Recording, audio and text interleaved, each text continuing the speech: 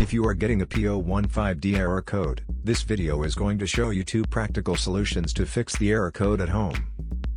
Use the Zeus app to scan your vehicle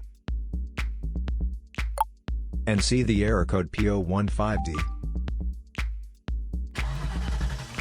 It means that the powertrain control module is not getting a normal response from the oxygen sensor. Here are 2 simple DIY methods you can try to solve this problem. Method A, fuel injectors. The fuel injectors are mounted in the intake manifold so that they spray fuel directly at the intake valves.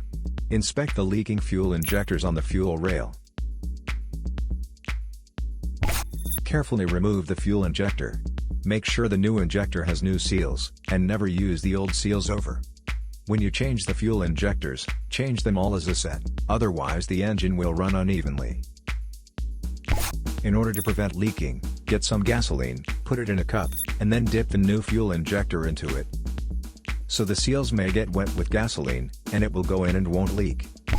After all, just slide all the new fuel injectors in. Method B, the oxygen sensor.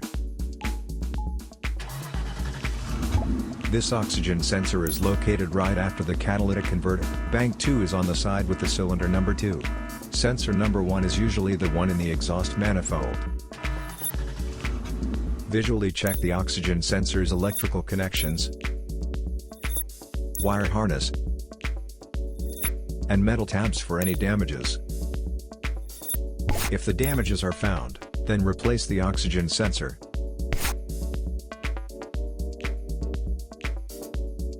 So here are 2 of the most practical solutions to fix the P015D error code.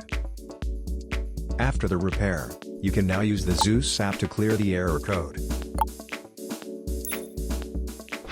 And tap the rescan button one more time to make sure everything is fine with your vehicle.